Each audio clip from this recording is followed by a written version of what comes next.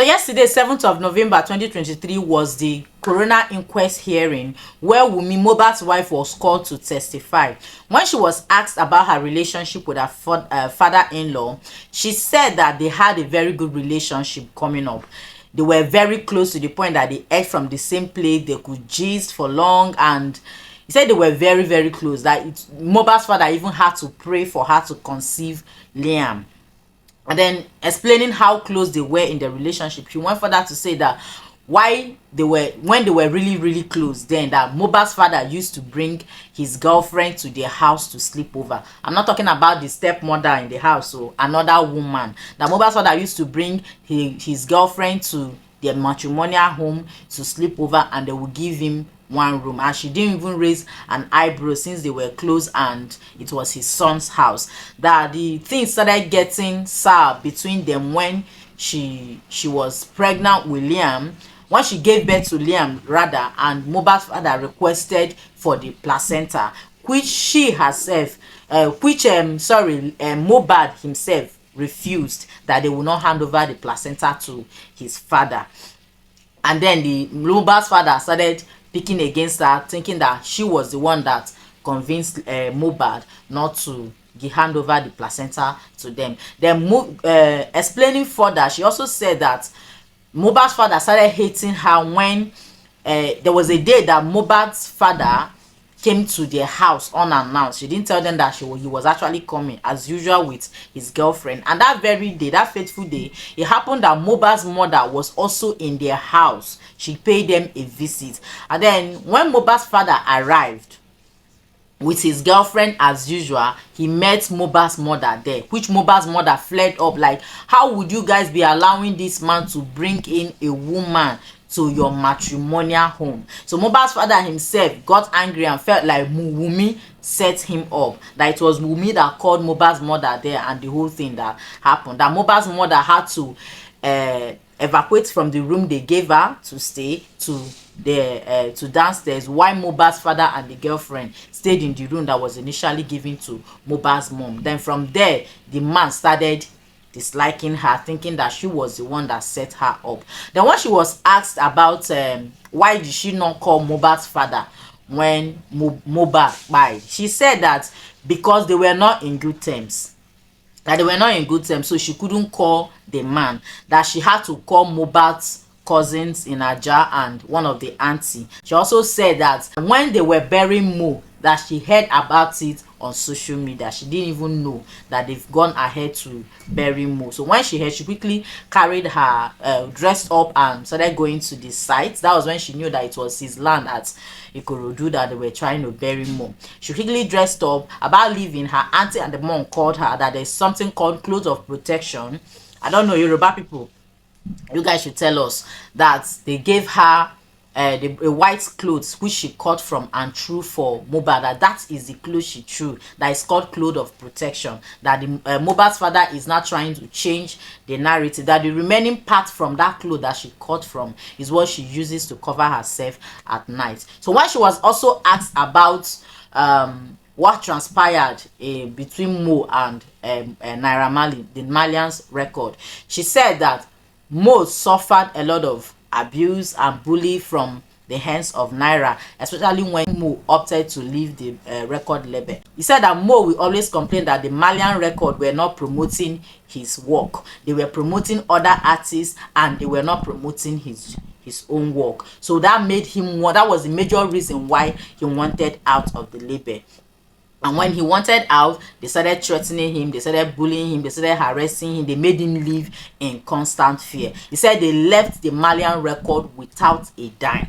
That when they left the Malian record, it was Bella Shumadu that accommodated them and fed them till they were able to raise money and rented their apartments in Lekki. Talking about that, Malian record, one of them released this group chat when Mo was still with them, when Mo said he wanted to change his manager. From this chat now, you will notice where Mohbad was complaining that his manager was not doing anything, and also where they said he doesn't have the right to bring in a job. It seems like Mohbad had to take a future job by himself. Now, it made me feel like that aspect where Wunmi said that they were not promoting his job, which was one of the his work, which was one of the major reason why Mo wanted to leave Malian Record. I think that part is true, because if actually the Malian Record were actually promoting Mo, and do you understand, promoting his work, I don't think, and the manager was very active, I don't think Mo will go out and start getting jobs for himself. That's by the way, I'm not taking any side though, it's just my observation. Let's continue. When she was asked about Prime Boy, the Ikorodu performance, that's the last performance that Mohbad did, what transpired that very day, she said that when they got to the show, Mohbad was delayed for 2 hours or 3 hours or so, while other artists were performing. Mo wanted to leave. So as they were leaving, the fans gathered him, and Mo brought out 100,000 naira and shared to them, but they did not still let him go. So he now told one of his brother to go and change money to give to them more. So while they were waiting for his brother that went to get the money, he said they were in the car. She was the one seated in between with her son. She was seated in between Mohbad and Prime Boy. When Prime Boy got agitated because Mohbad's brother was taking longer time to return. So when Mohbad's brother came back, Prime Boy flared up and started shouting at him, and the boy retaliated. And so he insulted Mohbad's brother. Mohbad's brother also returned the gesture, and Prime Boy flared up that Mo started attacking Mo, that Mo, you are here and your brother is insulting me. According to Wunmi, that Prime Boy called Mo Promise, which he doesn't like to be called outside, and Mo got angry, got out of the car, turned to the other side where Prime Boy was seated to open the door for him. That she herself quickly got down and went to the other Prado jeep to call the people there to come and separate the fight. That before she could get back, crowd don't gather there. Before you know what she didn't really know what happened, but she just know that two of them were having a heated argument or a fight. And then Mo was left with a cut. He said it was really a very small cut. It's not like it's a deep cut. So after everything, when they got home, Mo complained that the hand was pain. He said he didn't talk to Mo because of the attitude he exhibited.